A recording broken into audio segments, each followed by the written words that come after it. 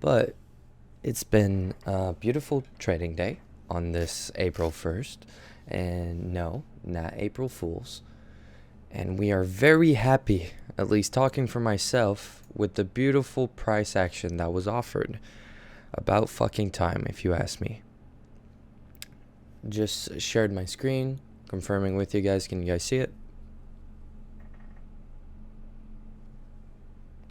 Awesome. So, as stated, beautiful day on this first week of the month and of the quarter. We did a beautiful move, and we're going to dive a little deeper into it. And just as I said in my weekly analysis, right? Weekly outlook. We keep it simple. What's the simplest we can bring it to? Well, we went from previous week high and expanded lower. We swept previous week high, expanding lower, right? Classic power of three on a beautiful day. If we look a little deeper, we'll see that NASDAQ actually did not take out previous week high, forming SMT with last 2 weeks ago's high. So Thursday, the 21st of March.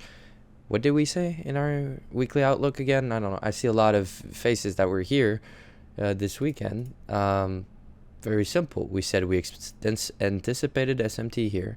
Best case scenario, I would like to see previous week high formed, but as we'll dive deeper, we'll see that previous week's high, swept. But as we dive deeper, we'll see why that was not necessary. But I was looking for ES to take out this high, show that it's stronger, and expand lower. And as you can see, I have this inverted fair value gap marked out. It is a tight one, but I'm going to be looking for a setup on that tomorrow. And this is previous week's high right here, F53.21. And as stated, if we go lower and we actually look into it, this is the high we were looking at, the high that formed SMT.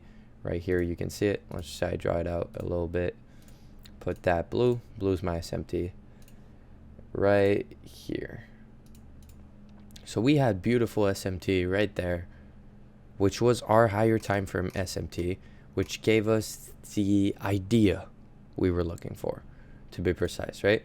This is what we were looking for. We were looking for low prices. The highs have been put up.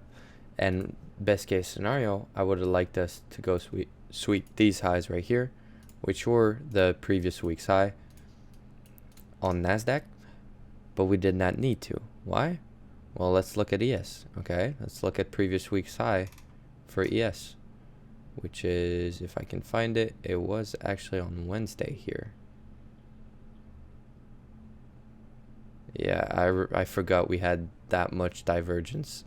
So actually, previous week high was swept on the Sunday expansion right here. Previous week high was here. So I wouldn't really look at that specifically. What would I concentrate on? I'm in a 1 hour chart, intra-week chart, and we're looking at the daily order flow. What do I see? This right here. Should I put it back to the right template? I have a beautiful 9:30 Judas, right? This is my 1 hour candle. I could dive down to a 30-minute, actually.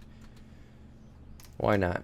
I don't spend a lot of time in the 30 minutes, to not say never, because I'm never in the 30 minutes. But if you're looking at the 9:30 Judas right here, you'll see that we formed beautiful SMT, and actually very aggressive, because it was not only here where we both went lower on both assets, but ES's Judas swing was a retracement right here to this fair value gap, while NASDAQ went all the way up here to go grab this liquidity. So of course, if you were shorting, you would have preferred the weaker asset, which is ES. And we're going to look at both setups that it provided. In general, I like to spend more time on NASDAQ, but ES was the weaker asset, and we were looking at that in regards to new week opening gap, right?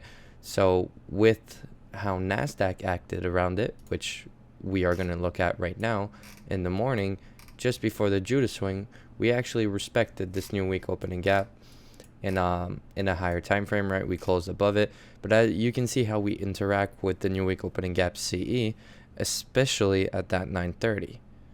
And then we have that run up that went, as stated, all the way to the levels we were looking at. This is daily open. I'm actually just going to remove that. There we go. And I'm also going to remove that. Give me a second. I was not ready for this. There we go. And let's say standard deviations. All right. So we had a beautiful Judas swing up right on the open. So what is that? That's our manipulation. That's our daily manipulation when you're thinking in terms of daily power of 3, creating the high of the day with SMT being present. That is the key point, right? SMT confirms our idea. So we have a beautiful Judas swing higher with SMT.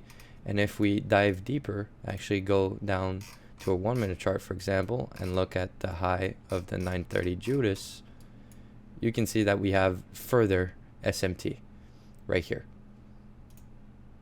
which is at the 10 a.m. news as well, because we had manufacturing PMI, if I'm not mistaken. As I said, right, in the PowerPoint, I don't really care what news it is. I just know that it's news and how it is affected. Well, some news have different things, but you guys all saw the PowerPoint, so I'm not going to dive deeper into that. But we have this SMT at the 10 a.m. news, which what do you expect from the 10 a.m. news? Well, manipulation as well. Did we have that? Well, yes. Right here, let's just say I remove this true day. Let me just remove that. All right. We had this open at 10 a.m. If I mark that out, and I'm just going to mark it out as 10 a.m. open. Not in capital. All right. So right here, we have the beautiful 10 a.m. open. And look how we interacted specifically with that level. 10 a.m. news, Judas swing higher, taking out liquidity, forming SMT, displacement lower. And then what do we have? Especially for my students, right? What is this? That's our unicorn. That's our breaker right here. Breaker block. And where's our overlapping fair value gap? It's right there. So I was very satisfied with the price action today. It was a very beautiful price action. But right here, you had all the understanding you ever needed. What did you have? You had the manipulation higher, Judas swing higher, taking out liquidity, forming higher time frame SMT with key levels of liquidity. One took out previous week's high, the other one didn't. That is a big thing. Then you had lower time frame SMT, which is also confirms that idea within macro, taking news context into effect. And then what did you have? Within that same macro, retracement into your inefficiency that caused displacement. If we dive even deeper and we look at the range we're currently in, you'll see that we did not retrace to a discount. So even if I wasn't sure if my bias was bearish, and I said it yesterday, so for the people that were in the weekly outlook, you didn't have an issue with that, hopefully. But let's just say you weren't sure. Okay, well, I know that it's at least going there. How? It's simple. If this is to be a retracement lower before continuing higher with this original consolidation, well, then I know I'm going to retrace towards discount IRL before continuing higher. I need to reprice to a discount inefficiency before continuing higher. The inefficiency at equilibrium is not good enough for me. And I could also just use this big range, but I like to use when there's the 930 Judas swing, I want to know the 930 Judas swing range, right? That's the expansion. That's the manipulation I want to analyze. So the retracement would have ended right here. That would be my maximum. And as you can see, we respected CE. That would have been a good take profit if you entered right here. And and then we retraced a little higher towards this large inefficiency, overlapping with this mitigation block, and we continued lower all the way to CE. And again, I'm talking about a lot of concepts that I teach about, so I'm not explaining them, but if you look at your PD array quarters, look at the perfect delivery. Start by respecting this. Okay, I know we're going to dive deeper. Retrace to this premium inefficiency, continue lower. Close below this, which means what? We're going to the next one. Close below this. I wasn't stressed at all. Continued filling the entire new week opening gap. And then if you're at that point, for myself at least, I did trade this specifically. If I show, I had a tighter stop and a slightly different entry, but I'm going to show the one that my students could have had. And right here, you have beautiful inducement of this low, relative equal lows. Right here would have been a great objective.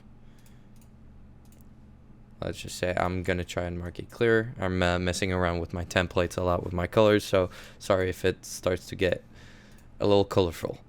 It's beautiful 4R trade right there. I believe my stop is slightly wrong. There we go. 3.86R trade right there. That would have taken, how much time is that? 10:08 to 10:51. That's beautiful. That's within my high probability trading setups. And then you would have held up to when? Well, I could have held up to new week opening gap and even further down. As you can see right here, we had beautiful relative equal lows at this level, which I can't seem to draw it, which I would also regard as previous, that is previous day low if I'm not mistaken actually. Yeah, that's previous day low. So we could have continued all the way to previous day low right here. Just making sure it is actually previous day low. Yes, awesome. Then what did we do for the rest of the day? Well, we started a retracement. How do you start a retracement? Well, first you have to take out sell side before you can actually go change in the from a market maker sell model to a market maker buy model. And it's all fractal. I have actually a beautiful picture on Twitter that I did just all explaining this move lower and this move higher. I don't want to go in depth about it at the moment because I want to show again the simplicity, right? This move, manipulation, took out liquidity, SMT, unicorn. What are you targeting? Relative equal lows. What is that? 930 opening price as well. Right here. 930 opening price. So you have an opening range gap right here all the way to somewhere here. So you have an opening range gap between there as well. You can target the 930 open. Let's say I'm just going to mark it out so it's a little clearer. So you could target the 930 open. You could target, again, as I showed with the PD array quarters, you can look at the consequent encroachment of new week opening gap and its quarters. You can dive deeper all the way to ERL liquidity, previous day low. It was a very clear setup. And if you missed this one, you really do have to take a step back and go back to the study board, because that's not one where you should miss. You have everything present, you have everything, and it's even giving you time to enter. That's definitely a great one to study for any future reference. It's a great case study. And as I said, I don't want to dive deeper into the SMT over here, and we had also beautiful standard deviations. I'll just mark out the ones I was using specifically for this trade. I was going to be looking at this leg as well as this manipulation leg from our news, which is also of very high importance. As you can see right here, I'll actually mark out this. I was looking at this, which makes this target higher probability. But more precisely, you had also these relative equal highs, which were just after the reversal range. So basically, even if it respects this 2 to 2.5 standard deviation, I'm not expecting it to just induce these lows and not continue lower unless there's a higher time frame context and SMT, which I believe there was SMT that was looking to be formed, but it did not complete it. So I am looking over here, right here, I believe. Well, yeah, actually, the lows were far apart. I forgot about that. So ES took them out way earlier. If we look at ES very quickly, this is the SMT from the news open. So you also have the displacement lower. You also have your fair value gap with your breaker right here. I'm not going to draw that again. The only thing is that we were further down in our range, which make it so we're already at the new week opening gap, which was my main drawn liquidity. It was the main area of interest for me. That was, again, the 24th of March new week opening gap right here, which was also a good objective. And as ES was way more bearish, we could look at that. As for the PM session, we had a lunch trade with SMT. If I go right here, you'll see that lunch. You have noon right here. Oh, we had, SMT on the highs. We didn't have SMT on the lows. We dove into a resistance block and then continued higher. And again, I'm not going to dive deeper into that because my goal here is not to share tremendous knowledge about all the little tiny ICT things that I know, because yes, I know a lot. I know plenty, but will it help you? No. Right now, today, the trade that you wanted to trade, if you're trading New York and you're following my specific rules and understanding and framework around the economic calendar, then this is the trade you want to trade. On ES or on NQ, as I said, I like to concentrate on NQ right now because I have a lot on my plate and I don't like looking at two charts at the same time.